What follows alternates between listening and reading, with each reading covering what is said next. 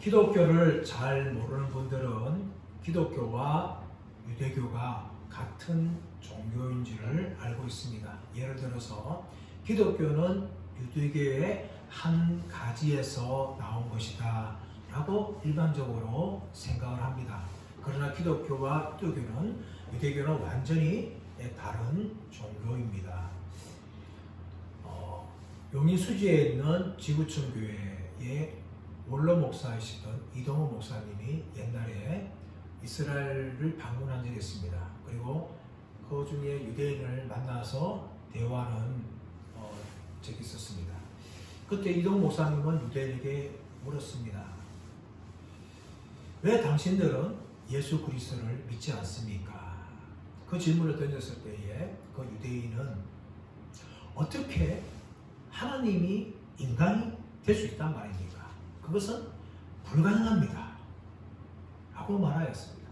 그러자 이동호 목사님이 그 유대인에게 지금도 예수 그리스도를 주로 믿고 구원받는 사람들이 전 세계에서 늘어나고 있습니다. 그런데 유대교는 그렇지 않은 것처럼 보입니다. 그래서 그 유대인이 이렇게 말합니다. 그거야 당연하지 않겠습니까? 기독교는 열심히 전도하지 않습니까? 그러나 우리 유대교는 전도하지 않습니다. 우리 민족만 믿으면 되지 다른 민족이 믿을 필요가 뭐가 있겠습니까? 그렇게 대답을 했습니다. 여러분, 이 질문과 대답을 보면서 우리는 기독교와 유대교의 명확한 차이를 보게 되어집니다. 첫 번째는 무엇인가 하면 기독교는 예수 그리스도는 하나님의 아들이시며 우리 죄를 위해서 십자가에 죽으신 구주라는 것을 믿는 것이 바로 기독교입니다. 이것이 기독교의 신앙의 본질이죠. 그러나 유대교는 예수 그리스도를 하나님의 아들로 믿지 않습니다. 또한 예수님의 십자가의 죽음도 인정하지 않습니다. 신명기 21장 22절 23절 말씀 보시면 나무에 달린 자는 저주를 받은 자다 라는 말씀처럼 유대인들은 예수가 나무에 달려 죽었기 때문에 그는 하나님께 저주를 받은 자지 어떻게 하나님의 아들이냐 그렇게 반문하면서 예수님의 하나님의 아들 되심과 십자가의 죽음에 대해서 십자가의 죽음을 통한 구속에 대해서 그들은 전혀 믿지 않고 인정하지 않는다는 겁니다. 또 하나는 무엇인가 하면 기독교는 전도한다는 겁니다. 나 자신이 믿을 때에 나 자신만 믿는 것이 아니라 우리의 가족과 이웃과 나라와 민족과 세계와 열강을 향하여서 예수가 그리스도라는 것을 전하는 것이 바로 기독교라는 것을 볼 수가 있습니다. 여러분, 이것이 바로 기독교입니다. 근데 여러분, 예수님을 전하다 보면 반드시 따라오는 것이 있습니다. 그것이 무엇입니까? 바로 핍박과 박해입니다. 기독교의 역사가 그것을 증명하고 있어요.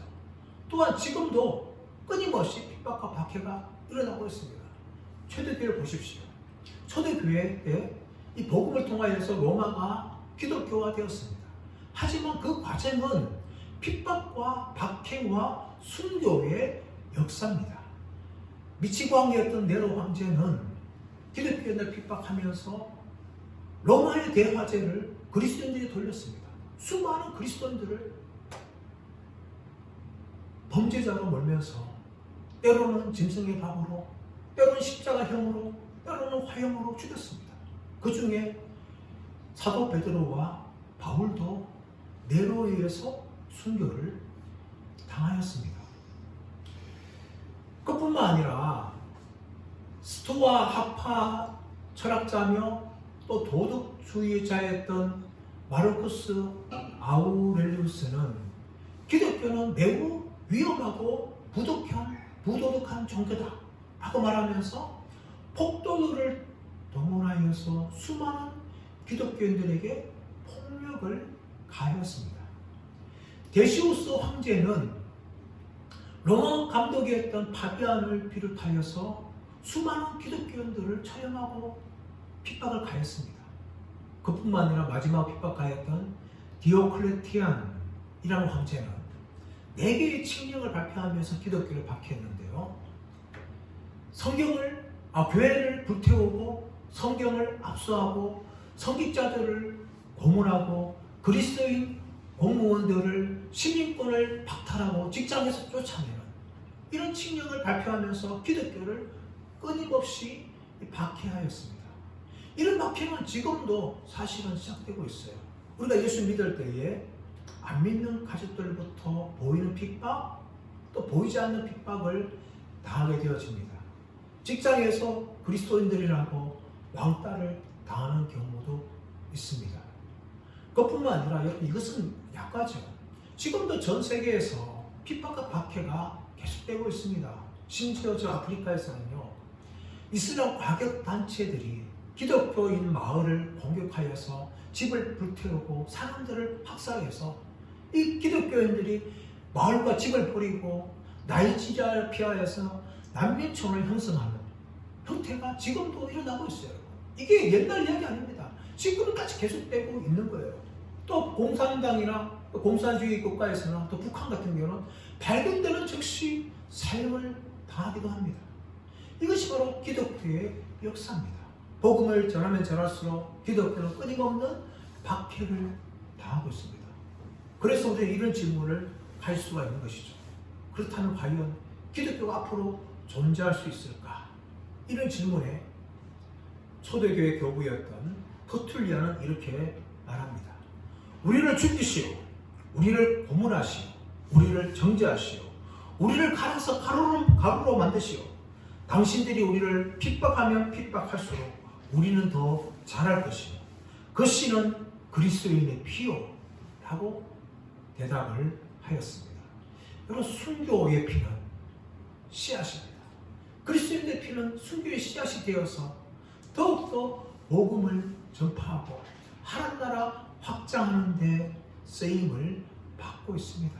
그러므로 어떤 핍박과 박해와 순교가 이어진다 할지라도 결코 기독교는 이 땅에서 사라질 수가 없습니다. 그 핍박이 심하면 심할수록 더욱더 강력하게 기독교는 자라나고 있는 것입니다. 위험한 것은 무엇입니까? 너무나 평안한 것이 위험이지. 핍박과 박해가 위험한 것이 아니라 평안한 것이 위험해요. 그러다 보면 우리가 잠들 수가 있는 것이죠. 핍박받을 수 있도록 기독교는 더욱더 깨어나게 되는 것이고 더욱더 하나님 나라 확장이 이루어지는 것이라는 것을 믿으시기를 바랍니다. 우리는 이런 사실들을 이 사도행전을 말씀을 나눔을 통하여서 우리는 보게 되어집니다. 오늘 17절 말씀 보십시오. 우리 5장 17절 말씀 시작. 대제사장과 그와 함께 있는 사람 즉 사두개인의 당파가 마음에 시기가 가득하여 일어나서 18절은 사도들을 가두다가 갑옥에 감추었다 이라고 말하고 있습니다. 여러분, 지금까지 베드로를 비롯한 사도들은 핍박을 받았어요. 나면서 안전뱅이를 이용해서 예수 그리스도의 이름으로 걸어라. 그 사건이 난 후에 사람들은 소름 행하게 많이 모였어요. 그러자 베드로는 그들 향하여서 바로 예수가 그리스도라는 사실을 담대하게 증거했습니다. 그리고 너희가 십자가에 못 박은 그 예수를 하나님께서 3일 만에 부활케 하셨다라는 것을 담대하게 전하였어요. 그런데 이 복음 전파를 누가 싫어했는가 하면 이 사도개인들을 비롯한 대제사장 무리들이 싫어했어요. 그리고 신문하지 않습니까? 다시는 이 이름으로 가르치거나 전하지 말라. 하지만 베드로는 담대하게 말합니다. 하나님의 말씀 듣는 것이 너희 말 듣는 것이 훨씬 옳은 것이다 하면서 담대하게 베드로는 증거합니다. 그러나 이 대제사장 무리는 결코 물러서지 않습니다. 더욱 위협하면서 다시는 말하지 말라 하면서 베드로를 놓아줍니다. 베드로가 이 일이 있고 난 후에 성도들 향해 찾아가면서 모든 일들을 다 이야기합니다. 그러자 성도들은 합심하여 기도합니다. 모두가 다 성령 충만받으면서 담대하게 예수 그리스도를 전합니다. 그리고 사도들은 기적과 표적을 행하면서 병든 자를 고치고 귀신을 쫓아냅니다.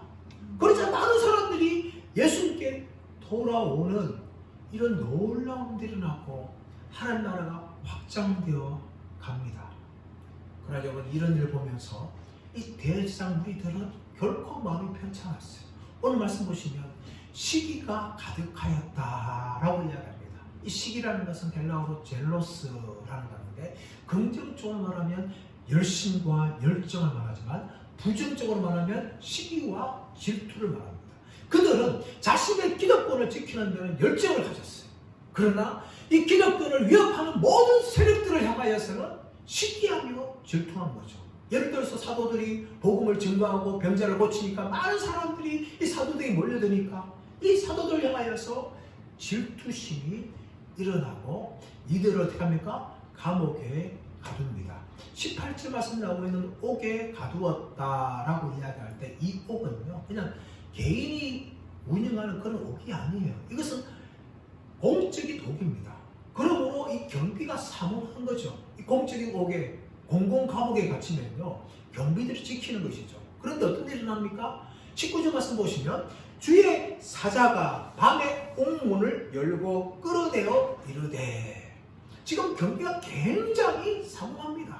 그런데 주의 사자가 사도들을 밤에 끌어냈다는 것이죠. 옥문을 열어서 끌어내어서 사도들에게 무슨 말 합니까? 가서 성전에 서서 이 생명의 말씀을 다 백성에게 말하라. 그러자 사도들은 이 주의 사자의 말에 따라서 새벽에, 정확하게 말하면 이른 아침에 성전에 들어가서 모인 사람들에게 바로 생명의 말씀, 예수 그리스도의 죽음과 부활에 대해서 담대하게 증거한 것입니다.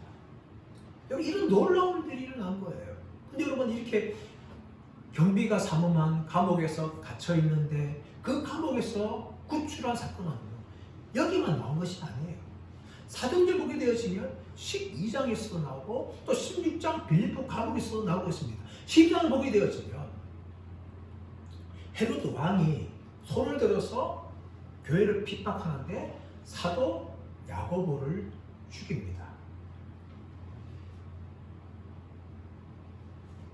그런데 이 헤로드 왕은 누군가 하면 헤롯의 손자였던 헤롯 아그리파예요.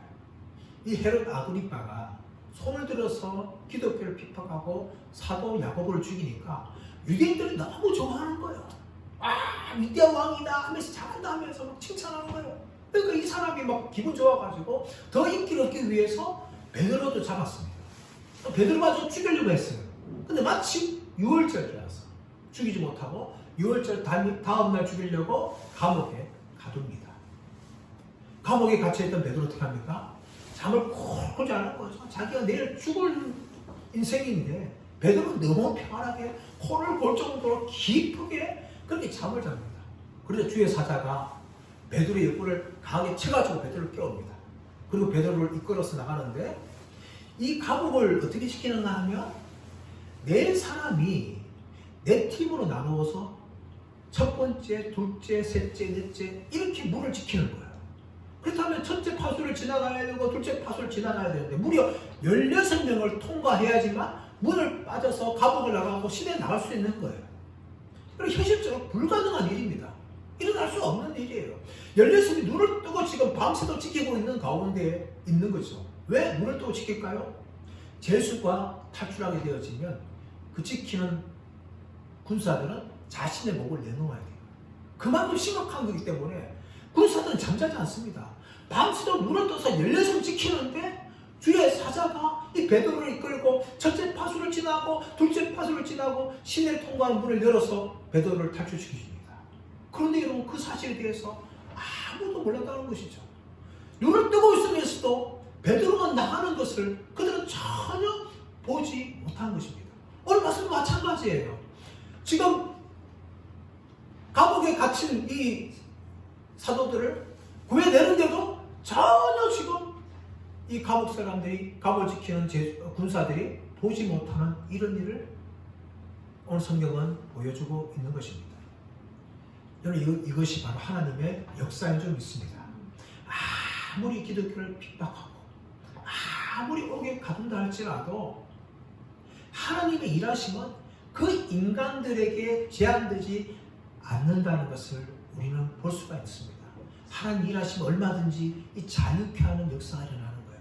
예수님께서 십자가에 죽으시고 땅에 무덤에 갇혔습니다.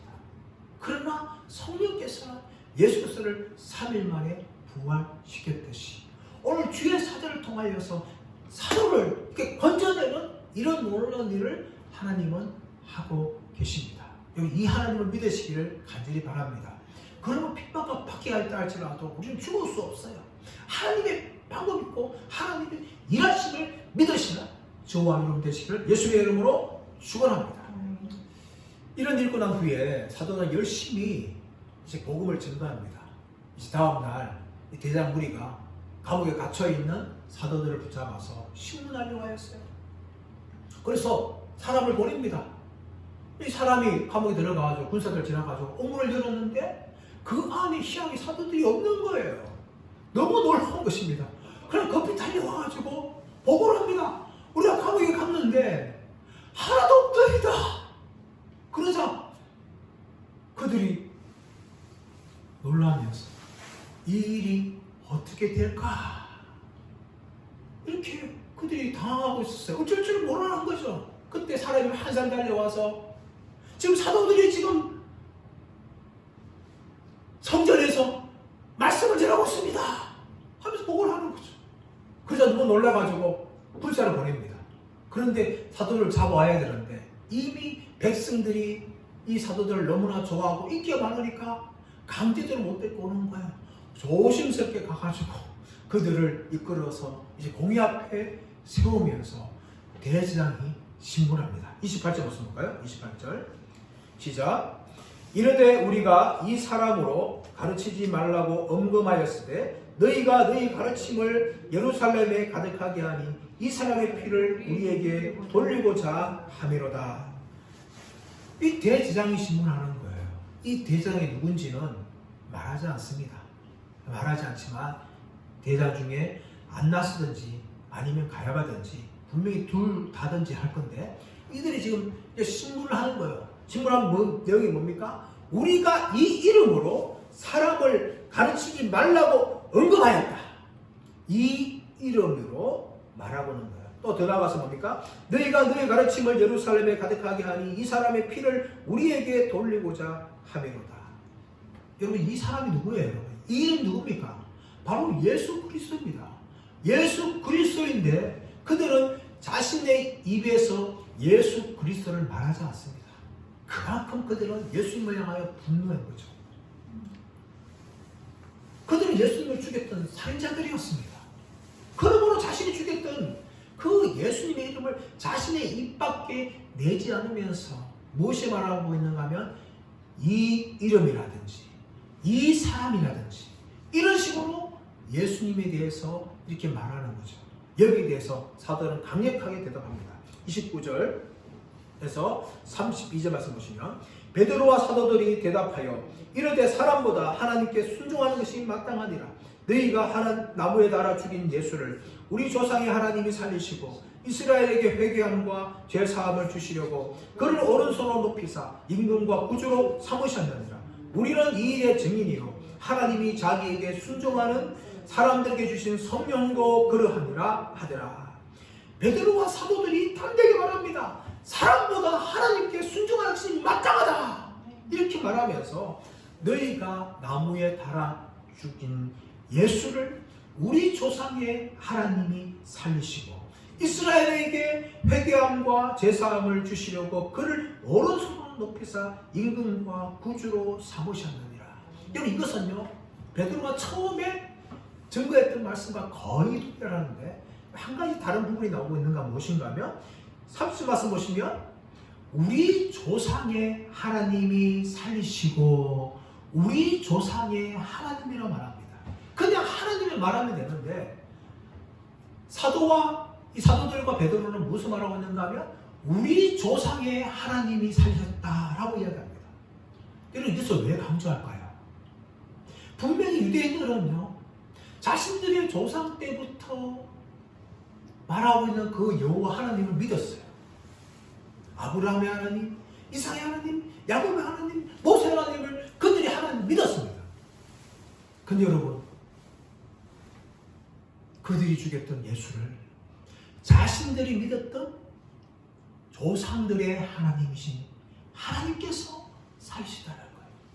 이것은 무엇을 말하고 있는가 하면 유대인들이 예수님의 십자가 죽였던 그 모든 것들은 하나님을 향하여 반역한 죄를 지은 것이다 하는 것을 지금 공공연하게 드러내면서 지적하고 있는 거예요. 바로 너희가 예수를 죽였는데 그것은 하나님을 향한 반역의 죄를 지은 것이다. 그렇게 말한 것이고, 너희가 죽인 예수는 바로 하나님의 아들이다 라는 것을 분명하게 다시 한번 증거하고 있는 겁니다. 여러분, 그러자 이 일은 결코 그냥 넘어갈 수 있는 일이 아니었어요. 아주 격하게 이 대장과 이 무리들이 반응합니다. 33절 시작. 그들이 듣고 크게 노하여 사도들을 없이 하고자 할세. 크게 노했다는 거예요. 그냥 노한 정도가 아니라 크게 노하여서, 얼마큼 노하였는가 하면 사도들을 없이 하고자 할세. 이 없이 한다는 말은 무슨 말입니까? 사도들을 살해하려고 한 거예요. 죽이려고 한 거예요. 이것이 이들의 분노였습니다. 얼마나 분노했는가 하면 지금까지는 뭐 위협한 정도, 뭐 그 정도로 끝났어요. 경고한 정도 그냥 끝났습니다. 그러나 그 정도가 아니라 이제 어떻게 합니까? 그들이 크게 분노하여서 사도들을 죽이려고 하였습니다. 절체절명의 위기의 순간이었어요. 그 정도의 이들은 분이 났습니다. 이때 하나님께서 한 사람을 사용하셔서 이들의 분노를 잠잠하게 합니다. 그 사람이 34절에 등장하죠. 34절 말씀 보시면, 바리새인 가말리엘은 율법 교사로 모든 백성에게 존경을 받는 자라.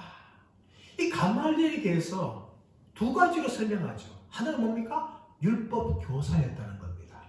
율법 교사라는 것은 바리새인들 중에, 서기관들 중에 서기관이라는 거죠. 여러분, 이 바리새인들은요, 사두개인들과 다른 당파입니다. 이 사두개인들 같은 경우는 아주 현실주의자들이었어요. 예수도 믿지 않고 부활도 믿지 않고 모세 오경만 성경을 인정한 사람들이 이 사두개인들이었어요. 그런데 이런 사두개인들에 관해서 바리새인들은 율법을 구약 율법을 아주 전문적으로 연구하고 해석하는 사람들이었습니다. 그뿐만 아니라 예수도 믿었고 부활도 믿었어요. 이 사두개인들의 사상과 완전히 달랐습니다. 그런데 이 바리새인들 중에는 두 파가 있었어요. 하나는 샴마이 학파고 하나는 힐렐 학파입니다. 이 샴마이 학파는 구약 율법을 아주 엄격하게 해석한 사람들이었지만, 이 힐렐 학파는 그래도 이 샴마이 학파와 달리 이 구약 율법을 좀 자유롭게 그렇게 해석하는 사람들이었습니다. 그런데 이 힐렐 학파의 이 힐렐의 손자가 누군가 하면은 이 가말리엘이었어요. 가말리엘. 이 가말리엘은 힐렐의 손자였는데 백성들에게 이 존경을 많이 받았습니다. 그는 율법 선생으로서 율법을 아주 많이 연구하고 백성들에게 가르치니까 백성들이 그의 가르침을 듣고 이 가말리엘을 굉장히 존경하였어요. 그래서 율법 주석책인 미시나에서는 이 가말리엘이 죽었을 때에 우리의 랍비 가말리엘 장로가 죽었을 때에 율법의 존경이 다 사라졌다. 그렇게 평가할 만큼 가말리엘은 아주 높은 사람이었어요. 또 유대인들은 가말리엘 향하여서 라반이라고 불렀습니다. 라반은 무슨 말인가 하면 우리의 랍비 정도로 아주 극존칭으로 이 가말리엘을 칭찬하고 존경하였고, 이제 9장 이후에 등장할 이 사울, 다시 말하면 사도 바울이 이 가말리엘의 제자일 만큼 이 가말리엘은 아주 훌륭한 율법 선생이었고 존경을 받는 사람이었습니다. 이 사람이 중간에 나서서 중재하죠. 자, 34절 하반절에서 35절 말씀 보시면, 공회 중에 일어나 명하여 사도들을 잠깐 밖에 나가게 하고 말하되 이스라엘 사람들아 너희가 이 사람들에게 대하여 어떻게 하려는지 조심하라. 가말리엘이 이 분노하고 있는 사두개인들 향하여서 말합니다.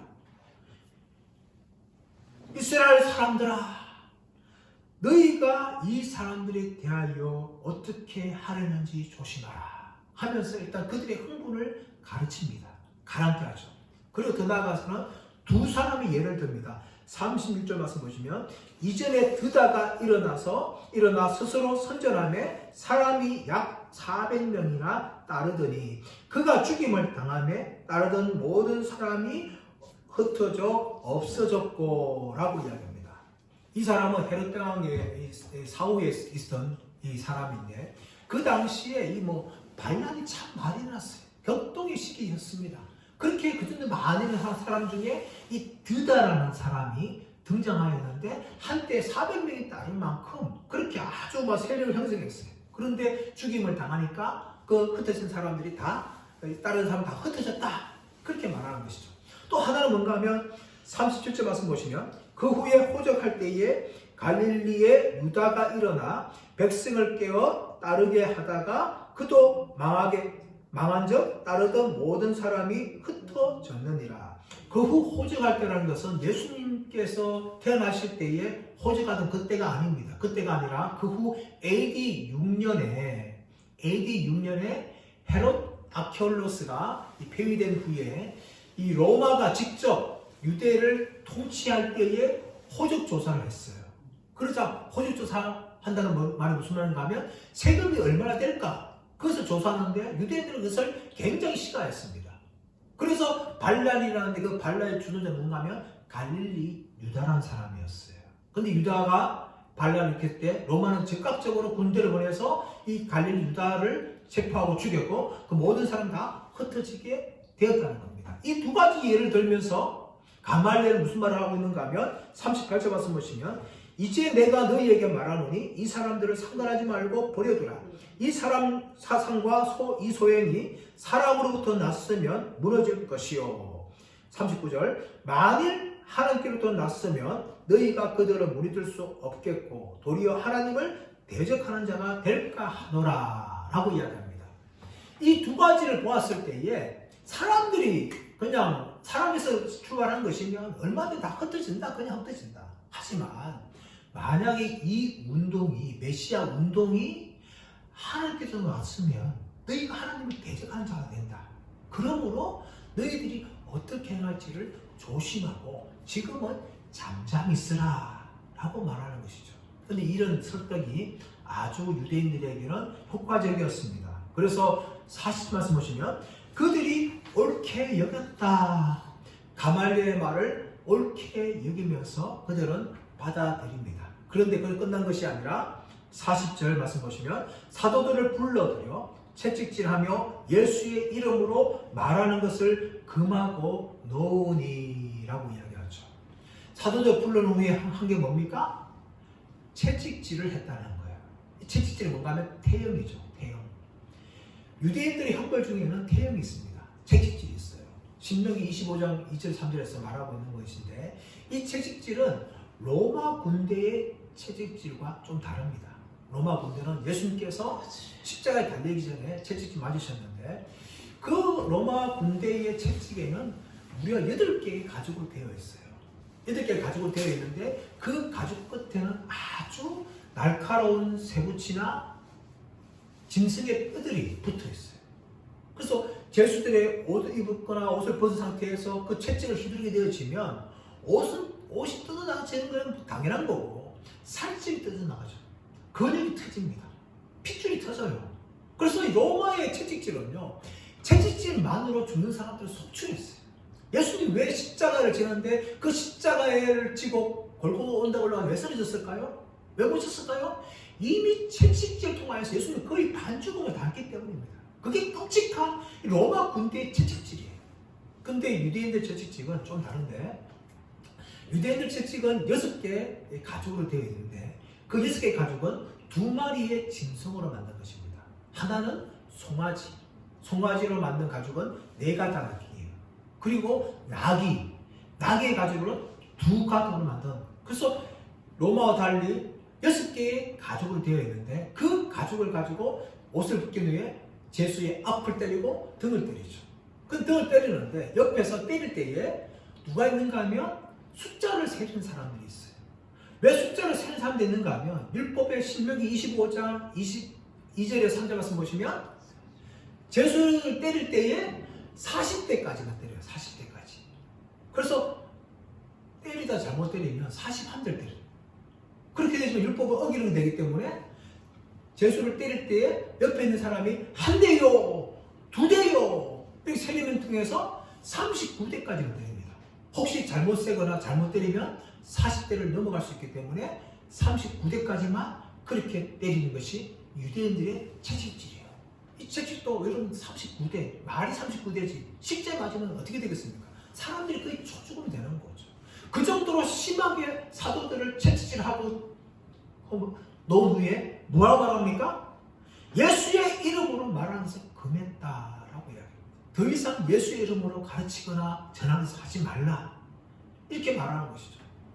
그러자 41절 말씀 보시면 사도들은 그 이름을 위하여 능력받는 일에 합당한 자로 여기심을 기뻐하면서 공회 앞을 떠나니라 라고 말합니다. 사도들은요, 예수의 이름 때문에 핍박받는 것을 어떻게 합니까? 기뻐했다는 것이죠. 여러분 잘 보십시오. 앞에 있는 사두개인들 같은 경우는 예수의 이름 말하지 않습니다. 그냥 이 이름, 이 사람이라 말하고 있는데 사도들은 그 이름을 위하여, 그가 정관사죠. 그 이름을 위하여, 바로 예수 그리스도의 이름을 위하여 능력 받는 일을 합당한 자로 여기셔 받은 것을 기뻐했다고 이야기합니다. 그들은 예수 그리스도의 이름을 부끄러워하지 않았어요. 더 나아가서 예수 그리스도의 이름 때문에 고난받는 것을 그렇게 기뻐했다고 말합니다. 왜 그들 기뻐했을까요? 그것은 바로 예수의 말씀이 그들에게 이루어졌기 때문입니다. 마태복음 5장 11절 12절 말씀은 이렇게 말하고 있습니다. 나로 말미암아 너희를 욕하고 박해하고 거짓으로 너희를 거슬려 모든 악한 말을 할 때에는 너희에게 복이 있나니 기뻐하고 즐거워하라. 하늘에서 너희 상이 크니라. 너희 전에 있던 선지자들도 이같이 박해하였느니라.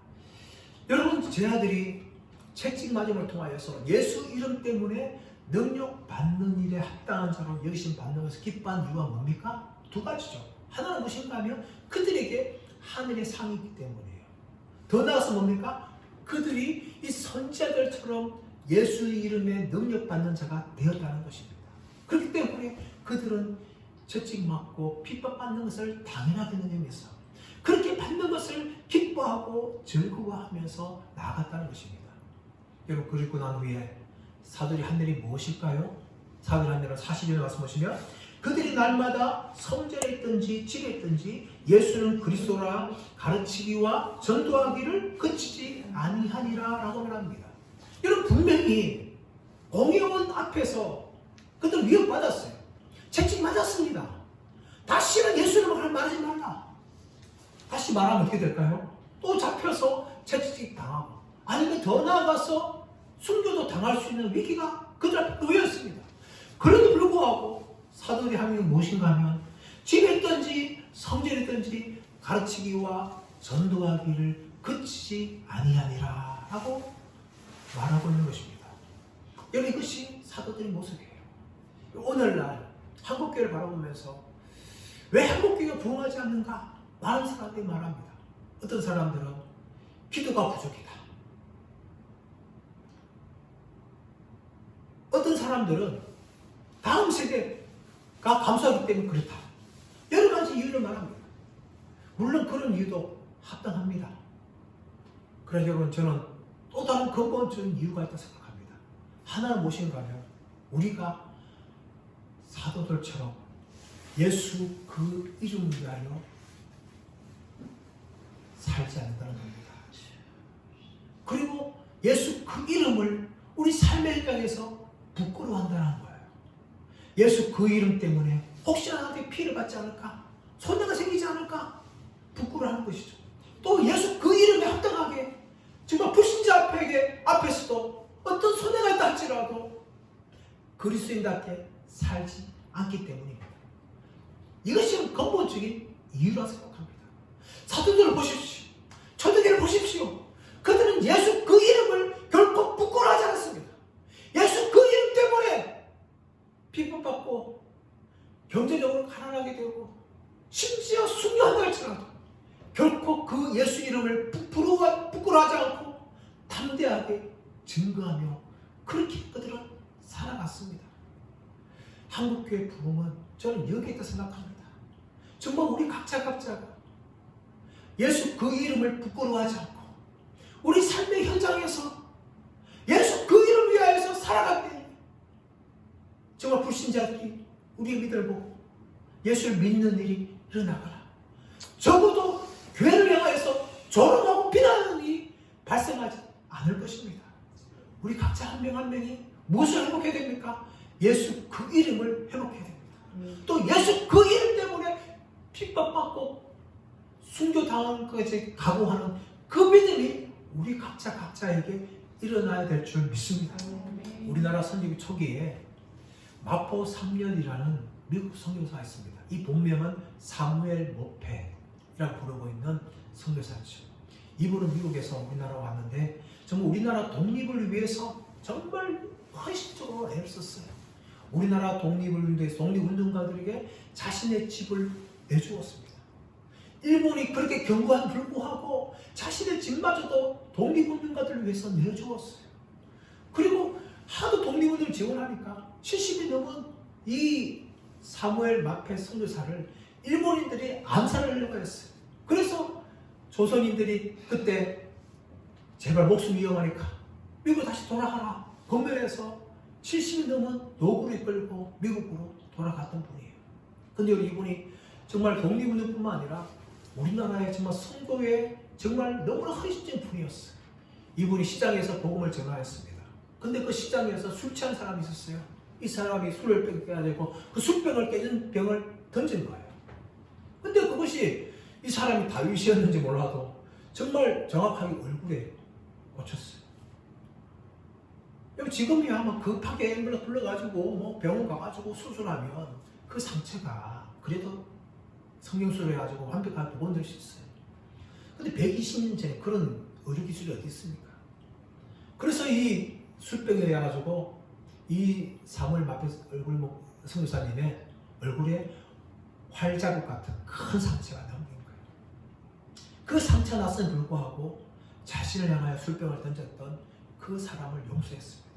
그리고 그 사람이 감격하여서 예수 믿는 일이 일어난 거죠. 또 그분이 그 상처를 가지고 많은 조선에 찾아가서 예수가 그리스도라고 그렇게 복음을 전가하면서 수많은 사람들이 예수 믿는 그런 일들이 일어났습니다. 근데 여러분 이분에게는요 5명의 아들이 있었어요. 이분은 그 아들들에게 눈이 말합니다. 너희는 나처럼 목사가 되지 마라. 그 삶이 얼마나 힘들었으면 그렇게 말했을까요? 얼마나 핍박과 고난을 당해야 되면 삶이었길래 그렇게까지 말했을까요? 근데 여러분 놀랍게도 여러분 그 아들들에게 목사가 되지 말라고 말하는데 그 5 아들이 다 4명이 목사가 되었고 1명은 의료 선교사가 된 거예요. 그리고 그 중에 2명은 우리나라에 다시금 선교로 왔습니다. 그 아들 중에 1명은요 장로교 신학교의 공동총장이 되었고 아세안 연합신학교의 초대 총장이 되었던 사람입니다. 여러분 그분의 삶은 결코 예수 이름을 부끄러워하지 않았습니다. 예수 이름 때문에 어떤 고난받거나 핍박받거나 심지어 자신의 이 목숨의 위협까지 받는 상황에서도 결코 예수 이름을 부끄러워하지 않았습니다. 그리고 집에서도 비록 아들들에게 목사가 되지 말라고 말할 정도로 되었지만 그 복음에 대한 열정과 그 삶이 얼마나 대단했으면 5 아들 모두가 다 목사와 선교사로 그렇게 나가는 모범적인 삶을 보여주었다는 것입니다. 사랑하는 여러분, 지금도 여러분 기독교가 복음을 증거할 때에 핍박과 박해를 우리는 받을 수밖에 없습니다. 하지만 우리가 그 핍박과 박해를 받는다 할지라도 우리는 예수가 그리스도라는 사실을 담대하게 믿으면서 나가기를 원합니다. 결코 그 예수 이름을 부끄러워하지 않고 내 삶을 통하여서 또 예수님이 나의 주인됨을 고백하면서 정말 예수가 하나님의 아들이라는 사실을 우리의 입술과 우리의 말을 통하여서 우리의 삶의 현장에서 담대하게 증가하면서 우리를 통하여서 하나님 나라가 확장되어지고 이 나라 민족이 복받는 통로가 되시기를 예수님의 이름으로 축원합니다.